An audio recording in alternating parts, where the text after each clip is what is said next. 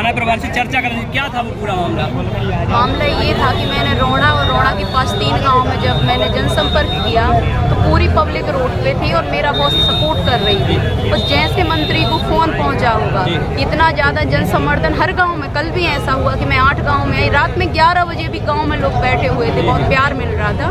तो इन्होंने सोचा कि 3 गाँव में मुझे फर्क ना पड़े तो एक कार्यकर्ता को जेल भेज दो, 3 गाँव में अपने अब माहौल खराब हो जाएगा। मैंने देखा कि मेरा जो कार्यकर्ता था कांग्रेस पार्टी का 4 बजे से रात के 9 बजे तक मेरे साथ रहा, मेरे पास वीडियोग्राफी जो हुई थी उसमें भी साथ रहा, और आप उस व्यक्ति को झूठे केस में फंसा रहे हो। तो इसके खिलाफ मैं थाने गई और जब थाने में जाके देखा तो टीआई की भी गोल गोल बातें थी और वो खुद भी डर गए और बोलते इनको लेके जाओ। हमने कहा जैसे आप लेके आए वैसे आप लेके जाओगे, मैं तो लेके नहीं जाऊंगी, मैं तो उसकी लड़ाई लड़ने आई हूँ। तो उन्होंने 1 घंटा में कार्यकर्ता को छोड़ दिया और तो दरवाजा तोड़ा था।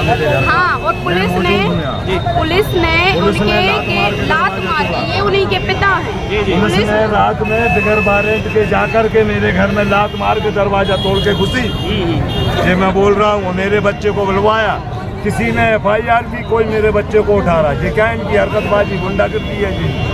इसके पहले इन लोगों ने हमारे भाइयों की दुकानें तोड़ी जो अटैक में मारा गया। प्रदेश में आचार संहिता चल रही है तो इसको लेकर अभी गुंडाराज दिख रहा है। आपको एक बात बता दें, इन्होंने बिल्कुल हर जगह फ्लैक्स बैनर, आज ही हम लोगों ने जब उसका मतलब शिकायत की तो इनके फ्लैक्स निकलना बंद हो गए। 100% कोई लगा नहीं सकता है। हर घर में 6-6 झंडे लगा दिए। आपने देखा होगा कि अपनी फोटो की LED टाइप की लगा दी। क्या दिखाना चाहते हो? अगर आपने विकास किया है तो दिखावे की जरूरत क्या है? आज ऐसी स्थिति हो गई है कि मेरा एक झंडा नहीं है लेकिन लोग दिल से मुझे चाह रहे हैं और हर घर के व्यक्ति के दिल में मैं हूँ। मेरी कांग्रेस पार्टी का झंडा है लेकिन वो हर घर में झंडे लगा रहे और डर रहे हैं। आज उनके परिवार के भाई भतीजे हर बड़े बड़े गांव में डेरा डाल के बैठे हैं। ऐसा कोई व्यक्ति नहीं बचा है जो गांव-गांव नहीं जा रहा। तो ऐसा क्या किया आपने कि आज ये नौबत आ गई है? तो मैं मानती हूँ कि उनकी हार निश्चित है और इतनी बुरी हार होगी और एक खरई विधानसभा की माई जनता जनार्दन देगी। कितने अंतर से कांग्रेस जीत रही है? 10 से 20 हजार से जीत होगी, आप देख लेना। और अगर जनता का जो प्यार है और सही से बिल्कुल सब कुछ हो जाता है, क्योंकि ये सत्ता का दुरुपयोग और ये सोचते हैं कि पैसों में मैं वोट खरीद लूंगा। अगर जनता ने जो मन बना लिया है, पूरी वोटें सही से हो गई तो आप देख लेना कि इतिहास लिखा जाएगा मध्य प्रदेश। मुद्दे भाई पूरे मध्य प्रदेश में भ्रष्टाचार, आतंक, भय, बेरोजगारी।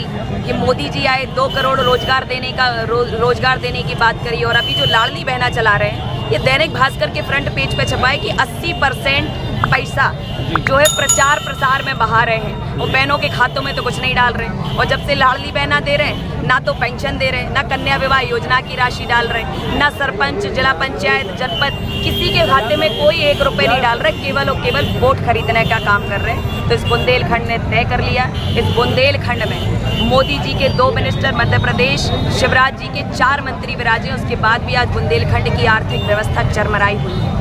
यहाँ पे किसान, गरीब माँ बाप के खेत तक पानी नहीं पहुँचा, बेरोजगारी का आलम। बुंदेलखंड से ये पलायन रोक नहीं पाए तो ये किस बात के लिए जमे हुए हैं? केंद्रीय मंत्री अनुराग ठाकुर आए थे पूरे विधानसभा क्षेत्र में स्टार प्रचार बन के। वो कहते हैं चारों तरफ बीजेपी कार्यकर्ता, बीजेपी का झंडा देखते हैं। क्या दहशत की राजनीति चलती है यहाँ पे कि आदमी अपना पब्लिक अपने मन से राजनीति करना चाहते हैं? देखिए, दिखावा तो कभी चलता ही नहीं है। दिखावा 4 दिन का होता है। जो झंडे दिख रहे हैं, लेकिन हमारा वोट अंदर है, क्योंकि आज ये सत्ता में है तो ये डर और भय का माहौल बनाते हैं। अगर जो कार्यकर्ता खुल के आवाज़ बोलता है तो उसको जेल पहुंचाने का काम करते हैं। अभी मैंने बोला कि ये जो हमें 1947 में आज़ादी मिल गई और ये कहे कि अंग्रेजों को भगाने का काम किया, लेकिन आज भारतीय जनता पार्टी को भगाना पड़ेगा, क्योंकि मध्य प्रदेश का पूरा युवा बेरोजगारी की आज़ादी मांग रहा है कि भाई हमें जीने का अधिकार दीजिए। और ये कैसे काम चलेगा?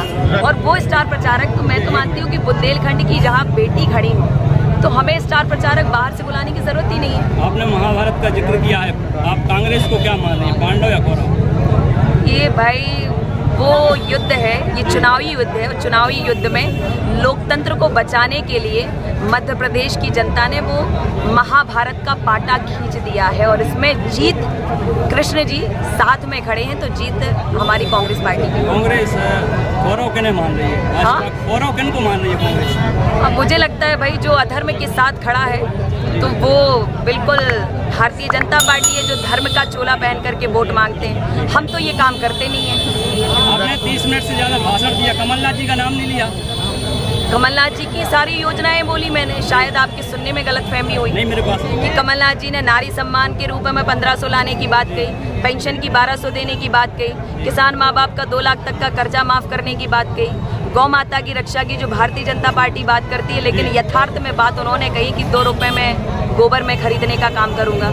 रक्षा राजपूत के समर्थन में स्टार प्रचार बन के आई हैं, कितना समर्थन क्षेत्र में आप देख रहे हैं? अपार समर्थन दिख रहा है और मैं तो ये मानती हूँ कि सबने, पूरे मध्य प्रदेश ने पिछली बार भी कांग्रेस को सत्ता से उखाड़ फेंका था, तो पिछली बार ही कांग्रेस की सरकार तय हो गई थी। ये तो इन्होंने अपने लालच में तोड़ फोड़ करके सत्ता में बैठ गए, तो ये सरकारें थोड़ी होती भाई। जनमत ने कांग्रेस को चुना है और इस बार भी कांग्रेस को चुनेंगे और पूरे मध्य प्रदेश में कांग्रेस की लहर आंधी चल रही है। तो मुझे लगता है कि ये तय हो गया है कि 150 पार इस बार हम होने वाले हैं, भारतीय जनता पार्टी नहीं चलने वाली। रक्षा जी आप बोले वैष्णो मैया की। सबसे पहले चूंकि जोरदार आवाज निकलती, लेकिन रक्षा बहन के जो भाव सुने मैंने, तो मेरी जुबान भी इस बहन ने बंद कर दी। मुझे लगता है मुझे आने की यहाँ आवश्यकता नहीं थी, ये रक्षा बहन भी आप सबके लिए काफी है। लेकिन बोले भाग्य बिहारी लाल की।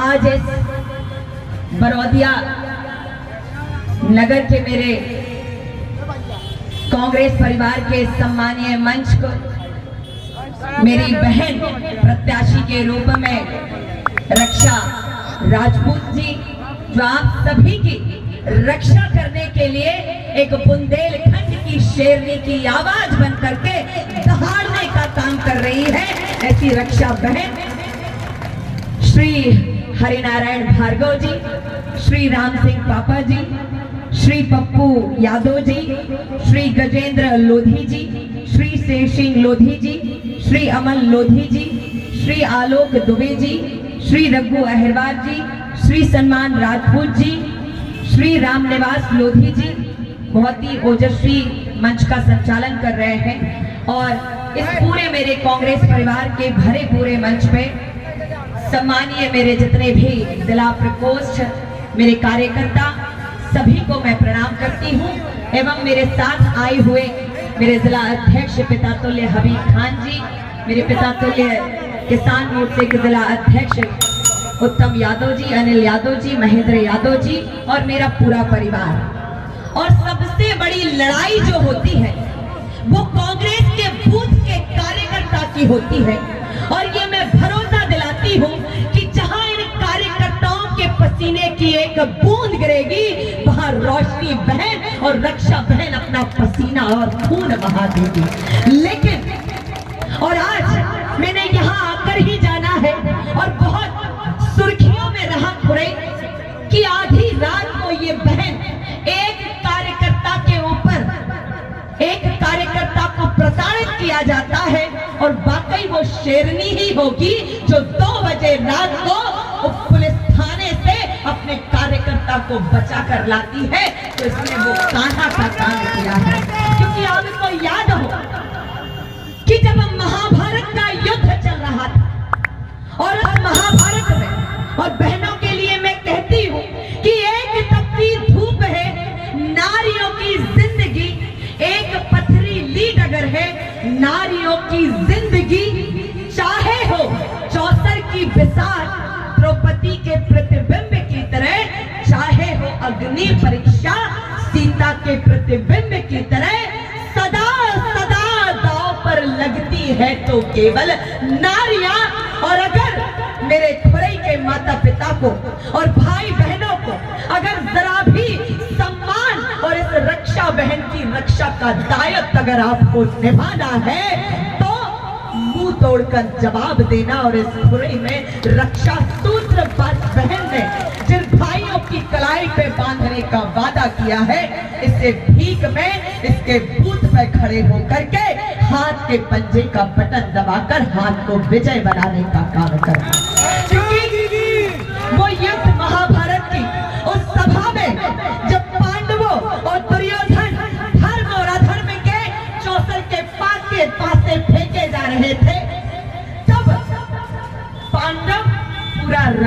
कोस हार गए थे। और मैंने सुना है कि इस खुरई में भी आम जनमानस और गरीब माँ बाप और भाई बहनों को सता कर और भ्रष्टाचारी में पूरे खुरई का राजकोष दांव पर लगा दिया है। और जब राजकोष दांव पर लगाने से पेट नहीं भरा उस महाभारत के सभागार में, तो पांडवों ने द्रौपदी को खींचकर दासी बना करके उनको भी दांव पर लगा दिया था। और उस भरी सभा में आप जैसे गणमान्य गुरु द्रोणाचार्य जिन्होंने अर्जुन को शिक्षा दी और भीष्म पितामह जैसे धर्म योद्धा अधर्म के प्रति, दुर्योधन के भय के प्रति मौन होकर के बैठे थे, तो मेरे खुरई के मेरे माता पिता और भाई, आपको भीष्म पितामह और गुरु द्रोणाचार्य मतवर्णा की ताकत होने के बाद भी इस खुरई के शासन प्रशासन से डर और भय से भयभीत होकर के मौन मन बैठना, ताकि द्रौपदी जैसा चीर हरण इस रक्षा बहन का ना होने पाए, इस बहन का ना होने पाए। और कान्हा बन करके, क्योंकि ये रक्षा बहन पूरे खुरई के मेरे भाइयों से, माता पिता से अपनी चीख लगा रही है कि मेरे चीर की, मेरे सम्मान की रक्षा करना, मेरे सम्मान की रक्षा करना।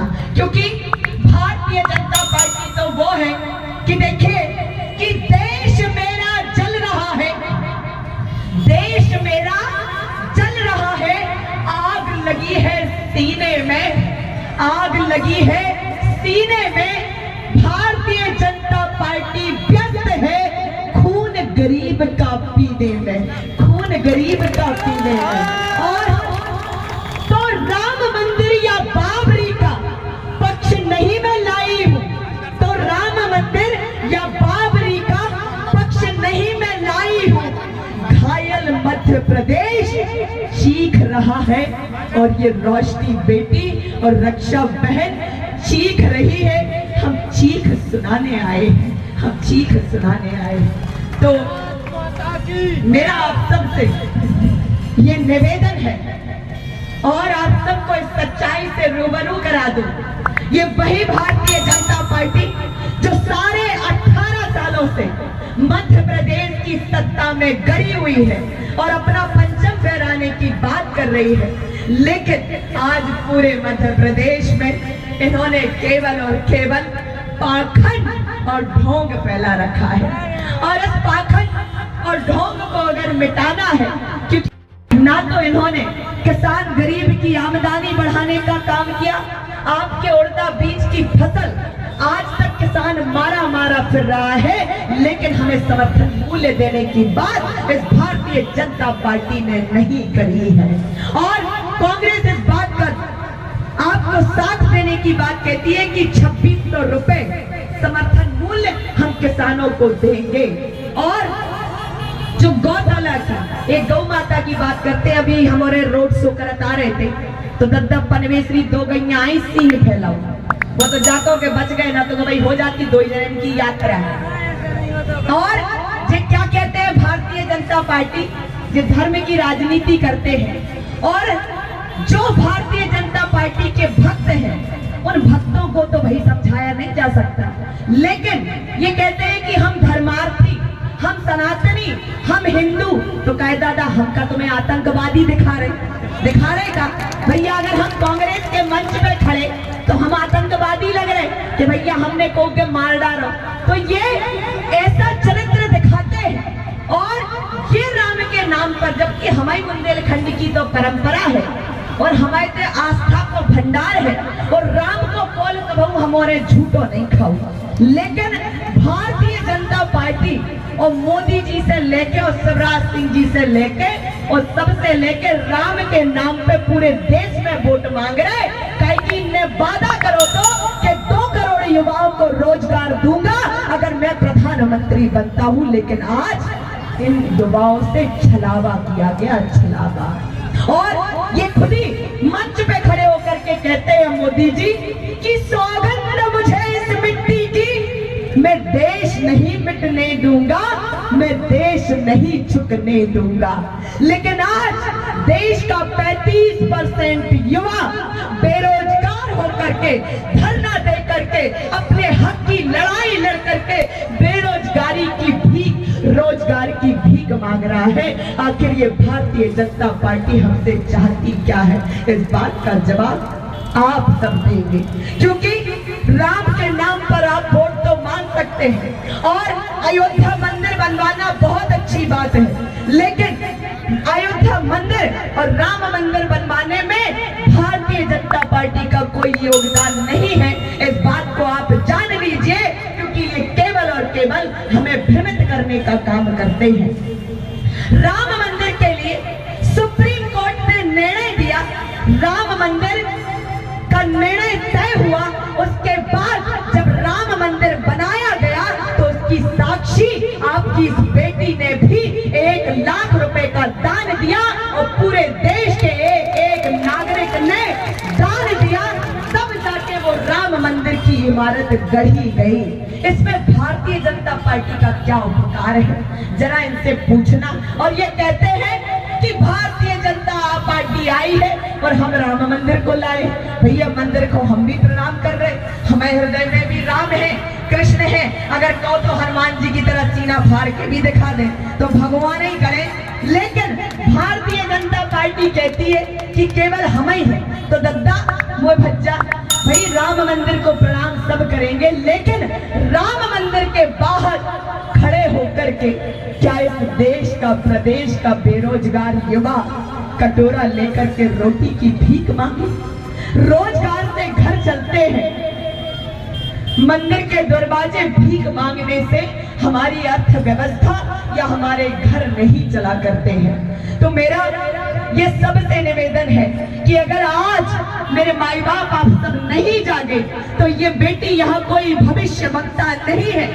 याद रखना, इन्होंने मध्य प्रदेश के एक युवा और हम सब का भविष्य अंधकार में डुबोने का काम किया है। और अगर आज इनका तख्ता पलट हमने नहीं किया तो वो दिन दूर नहीं होगा कि मध्य प्रदेश का एक परिवार सड़क पे खड़े होकर के भीख मांगने पर मजबूर होगा, क्योंकि आज वसूला जाएगा, क्योंकि ये लाएंगे कहां से।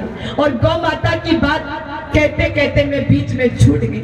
ये कहते हैं कि गाय हमारी माता है, तो बच्चा हमने तो स्कूल ही में पढ़ा दद्दा कि गाय हमारी माता है।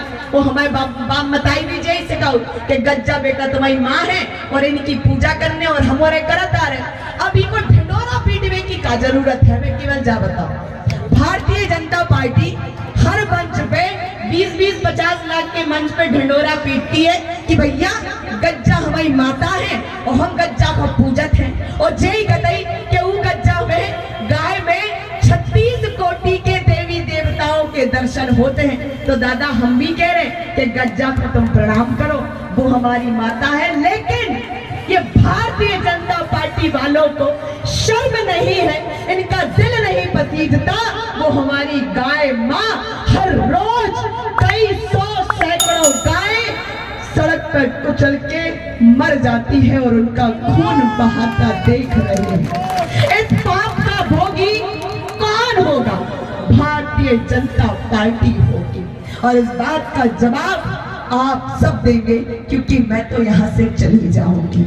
और ये बेटी रक्षा के रूप में, एक तो नाम बड़ा अद्भुत है, और रक्षा जिसका नाम हो तो मुझे लगता है कि वो पूरी ईमानदारी और सच्चाई के साथ, साहस के साथ आप सबकी इस खुरई विधानसभा के माता पिता और भाई बहन की रक्षा का दायित्व, चूंकि इनके जो भाव सुने और मैं देख रही थी कि हर एक माता पिता रो रहा था। और अगर इस बेटी की ईमानदारी पर आप सब इनका साथ देते हैं और भारतीय जनता पार्टी को भगाने का काम करेंगे, तो आज मध्य प्रदेश में जन जन की ये पुकार है। और आप देखें कि इनकी मंशा, पिछली बार भी कांग्रेस की सत्ता को मध्य प्रदेश की जनता ने गढ़ा था, लेकिन इनका लालच इतना था कि इन्होंने सत्ता को तोड़ मरोड़ के अपनी लालच के भोग में जनता के जनमत को और लोकतंत्र की धज्जियां उड़ा के रख दी थी। तो हौसला बुलंद है, खड़ी हूं अभी, हारी नहीं हूं, खड़ी हूं अभी, गिरी नहीं हूं, अभी जंग बाकी है और मैं हारी नहीं हूं। इसलिए आप सब इसे कमजोर मत समझना और इस खुरई में जो सत्ता में गढ़ करके बैठे हैं, जिन्होंने नगरीय प्रशासन की सारी इमारतों को करोड़ों का भ्रष्टाचार करके चरमराने का काम किया है, आज ये सच्ची सेवक के रूप में ये आपका सौभाग्य है कि बेटियां सेवा करने के लिए ढूंढने से भी नहीं मिलती है, क्योंकि वो कभी जब भी वो मायके से ससुराल जाती है तो उनको दहेज के प्रति माता पिता बोझ महसूस करते हैं और कहते हैं कि ये पराया धन भगवान मोए ना दइयो। लेकिन ये ऐसी बेटी आपके बीच में आई है। एक चुनाव हुआ जब नगर परिषद का, मैं गांव गई, मैं नगर परिषद के हर वार्ड में गई। मैंने सोचा कि कोई तो मेरा भाई होगा जो लड़ाई लड़ेगा, जो मेरा साथ देगा। हर व्यक्ति के मन में एक ही था, मेरे बच्चे हैं, मेरा परिवार है, मेरा बिजनेस है। आज आप बता दीजिए कि क्या मेरी माँ नहीं है, कि मेरे भाई नहीं है, कि मेरा परिवार नहीं है? मेरी भी माँ है, मेरे भी भाई है, मेरा भी परिवार है। लेकिन अगर आज आप सबके बीच में खड़ी हूँ तो आपकी आस की वजह से, आपके विश्वास की वजह से। और आपसे बस एक ही चीज चाहती हूँ कि रक्षा को वोट दो या न दो, लेकिन इस आतंक के खिलाफ नए युवाओं को जैसे इसको जेल भेजा, इनको जेल भेजा, हर व्यक्ति को जेल भेजता है। इस लड़ाई को, इस भयभाव को, इस आतंक को, इस दुराचारी के आतंक को आप खत्म करोगे। मैं आपके बीच में हाथ के रूप में आई हूँ। मेरे पास समय नहीं है, मैं गांव ना भी पहुंच पाऊं। आप लोग ये मत सोचना कि रक्षा मेरे गांव में नहीं आई मुंह दिखाने। मैं क्या करूं, 15 दिन का समय मिला है मुझे और मैं बहुत सोच रही हूँ। अगर दिन रात हो जाती ना तो मैं रात भी आपके पास में फिरती, हर घर में जाती, लेकिन जब मैं जाती हूँ तो सब सो जाते हैं। मैं क्या करूँ? तो आप सबसे कह रही हूँ कि 17 तारीख को आप हाथ के